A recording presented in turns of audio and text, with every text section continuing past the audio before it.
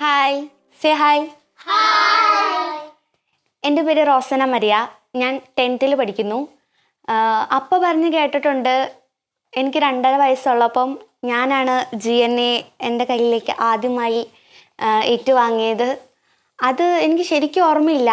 എന്നാലും ജോസന്നേനെയും ടെസുവിനെയും എൻ്റെ കയ്യിലേക്ക് ഞാൻ വാങ്ങിയത് ഞാൻ നന്നായി ഓർക്കുന്നുണ്ട്. അവർ വാങ്ങിയത് പിന്നെ എനിക്ക് അതെൻ്റെ ഒരു അവകാശമായി മാറി. പിന്നെ അമ്മ എപ്പോൾ ഹോസ്പിറ്റലിൽ അഡ്മിറ്റ് ആവാൻ പോയാലും എന്നെയും കൊണ്ടുപോകും.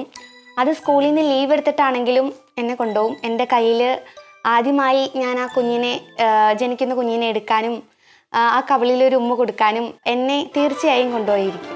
അപ്പൊ ആദ്യമായിട്ട് എന്നെ എടുത്ത് ഉമ്മ വെച്ചത് ചേച്ചിയാണോ? പിന്നെ ഞാൻ നിന്നെ എൻ്റെ കൈകളിലേക്ക് എടുത്തിട്ട് ഇങ്ങനെ അപ്പൊ എന്നെയോ?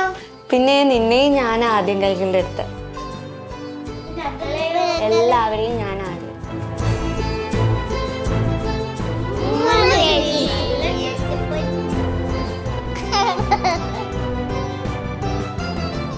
ദിവ്യകാരുണ്യം നീ എന്നിൽ തൂകണം, മേലിൽ പിരിയാതെ നീ എന്റേതാവേണം. എന്നിൽ സ്നേഹമായി ഇന്നുയരിൽ നാളമായി ഇരളിൽ വീഴാതെ ഇന്നെന്നെ കാക്കേണം. ഇന്നിൻ ചായ നിന്നിരൽ ചലിച്ചിടുന്നുവോ എന്നും മാറിലായി ലോലമായിടുന്നുവോ ഇന്നിൻ മാനസേ ആദ്യമായ ഇറങ്ങിയോ മുന്നിൽ നാളമായി നീ നടന്നു പോയിരുന്നിയോ ഈരം കാറ്റിൻ കാതിൽ. 5ാമത്തെ മോൾക്ക് ശേഷം ഞങ്ങൾക്ക് വേണ്ടി സ്വർഗത്തിലേക്ക് മധ്യസ്ഥം വഹിക്കാനായിട്ട് കുഞ്ഞുമാലാഖയായിട്ട് പറന്നുയരാൻ ഞങ്ങൾക്ക് വേണ്ടി ദൈവം ഒരു കുഞ്ഞിനെ നൽകി. 3.5 മാസമുള്ളപ്പോൾ അവൾ അബോഷനായി. അങ്ങനെ ഇന്ന് ഞങ്ങൾക്ക് വേണ്ടി സ്വർഗത്തിൽ മധ്യസ്ഥം വഹിക്കുന്നു. അതിൻ്റെ ഫലമാണ് ഇന്ന് ഞങ്ങൾക്ക് കിട്ടുന്ന എല്ലാ ദൈവകൃപകളും. അവൾക്ക് ശേഷം ഞങ്ങൾക്ക് 6ാമത്തെ ഒരു കുഞ്ഞ് 7ാമത്തെ കുഞ്ഞിനെ ദൈവം ഞങ്ങൾക്ക് നൽകി. അവളെ സിസേറിയനിലൂടെ തന്നെ ഞങ്ങളുടെ കരങ്ങളിലേക്ക് എത്തി. ജോവന്ന മരിയ ഞങ്ങളുടെ ജീവിതത്തിൽ വന്നതിന് ശേഷം ഞങ്ങളുടെ കുഞ്ഞിൻ്റെ മധ്യസ്ഥം മൂലമോ എന്തോ വലിയൊരു കൃപ ഞങ്ങളുടെ ജീവിതത്തിലേക്ക് വന്നു. അന്ന് വരെ ഉണ്ടായിരുന്ന സാമ്പത്തികമായിട്ടുള്ള എല്ലാ കടങ്ങളും പെട്ടെന്ന് ദൈവം പലരിലൂടെ ഇടപെട്ട് മാറ്റി. പിന്നെ ഇന്നേ വരെ എനിക്ക് ജീവിതത്തിൽ ഒരാളുടെ നേരെ കൈനീട്ടുന്നതിനോ 1 രൂപ കടം വാങ്ങുന്നതിനോ ദൈവം ഇടയാക്കിയിട്ടില്ല. എനിക്ക് കിട്ടുന്ന തുച്ഛമായ വരുമാനം കൊണ്ട് ജീവിക്കുവാൻ തക്ക രീതിയിൽ എൻ്റെ സാഹചര്യങ്ങളെ ദൈവം ക്രമപ്പെടുത്തി.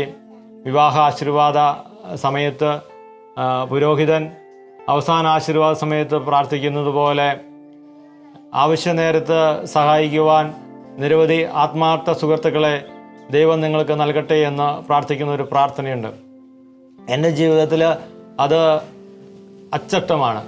എല്ലാ ആവശ്യ നേരങ്ങളിലും സഹായിക്കുവാനായിട്ട് നിരവധി ആത്മാർത്ഥ സുഹൃത്തുക്കളെ ദൈവം എനിക്ക് വേണ്ടിയിട്ട് ക്രമീകരിച്ചിട്ടുണ്ട്. മത്തായിയുടെ സുവിശേഷത്തിൽ 10-ാം അധ്യായത്തിൽ 41-ാം വാക്യത്തിൽ ഇങ്ങനെ പറയുന്നു: പ്രവാചകനെ പ്രവാചകനായി സ്വീകരിക്കുന്നവന് പ്രവാചകൻ്റെ പ്രതിഫലവും നീതിമാനായി സ്വീകരിക്കുന്നവന് നീതിമാൻ്റെ പ്രതിഫലവും ലഭിക്കുന്നു.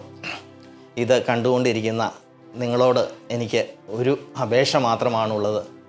നമുക്ക് സാധിക്കാതെ വന്നത് മറ്റുള്ളവർ ചെയ്യുമ്പോൾ ഇവരൊക്കെ വളരെ കഷ്ടപ്പെട്ടാണ് ഈ കുട്ടികളെ വളർത്തുന്നത്. എനിക്ക് ഒത്തിരി കുടുംബങ്ങളെ അറിയാം, കൂടുതൽ മക്കളുള്ളവർ. അവർ വളരെ കഷ്ടപ്പെട്ട് പഠിപ്പിക്കുവാനും ഒക്കെ ഒത്തിരി കഷ്ടപ്പെടുന്നുണ്ട്. നമുക്ക് 2-3 മക്കൾ അല്ലെങ്കിൽ ഒരു കൊച്ചിനിൽ ഒക്കെ നമ്മൾ നിർത്തിപ്പോയിട്ടുണ്ടെങ്കിൽ നമുക്ക് അതിന് ഒരു പരിഹാരമായിട്ട് ചെയ്യാവുന്ന ഒരു കാര്യം, ഞാൻ ആദ്യം പറഞ്ഞ വചനം എങ്ങനെയാണ്: പ്രവാചകനെ പ്രവാചകനായി സ്വീകരിക്കുന്നതിന് പ്രവാചകൻ്റെ പ്രതിഫലം ലഭിക്കുന്നു. അതുപോലെ മക്കളുള്ള ആളുകളെ അവരെ പ്രോത്സാഹിപ്പിക്കുമ്പോൾ അവർക്ക് ദൈവം കൊടുക്കുന്ന പ്രതിഫലം നമുക്കും കിട്ടും. അതാണ് ഇനി നമ്മൾ ചെയ്യേണ്ട ഏറ്റവും വലിയൊരു ദൗത്യമെന്ന് എനിക്ക് തോന്നുന്നു. അങ്ങനെ ജോമനിക്ക് ശേഷം ഞങ്ങൾക്ക് ഒരു കുഞ്ഞുവാവയെ കൂടി ദൈവം നൽകി. ജ്യോതി സോണി ദമ്പതികൾ 7ാമത്തെ പ്രഗ്നൻസിയുടെ ചികിത്സയ്ക്കായിട്ടാണ് എന്നെ കാണാനായിട്ട് വരുന്നത്. പ്രത്യേകിച്ച് വലിയ പ്രശ്നങ്ങളൊന്നുമില്ലാതെ തന്നെ അവരുടെ ഗർഭകാലഘട്ടം കടന്നുപോയി. മാസം തികഞ്ഞ് സിസേറിയന് വേണ്ടി ഞാൻ അഡ്മിറ്റാക്കി. ചെറിയ ഒട്ടിപ്പിടുത്തങ്ങൾ ഉണ്ടായിരുന്നു എന്നുള്ളത് ഒഴികെ വേറെ പ്രത്യേകിച്ച് കോംപ്ലിക്കേഷൻസ് ഒന്നും സിസേറിയൻ സമയത്ത് ഉണ്ടായില്ല.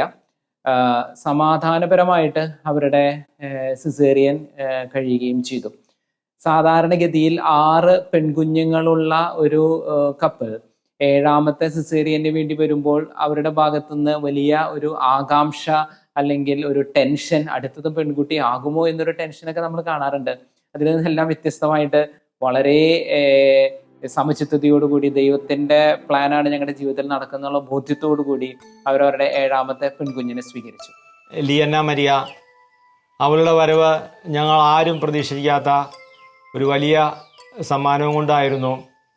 ഞങ്ങൾ ആഗ്രഹിക്കുകയോ പ്രാർത്ഥിക്കുകയോ പോലും ചെയ്യാത്ത, സ്വപ്നത്തിൽ പോലും ഞങ്ങളുടെ ചിന്തകളിൽ വരാത്ത ഒരു വലിയ കൃപയും അനുഗ്രഹവുമായിട്ടാണ് ലിയന്ന ഞങ്ങളുടെ ജീവിതത്തിലേക്ക് കടന്നു വന്നത്. അവളുടെ ജനനത്തിന് ശേഷം ദൈവ മകളായി സഭയിലേക്ക് വന്നതിന് ശേഷമാണ് ഞങ്ങൾക്ക് ഇങ്ങനെ ഒരു ഭവനം ദൈവം ക്രമപ്പെടുത്തി തന്നത്.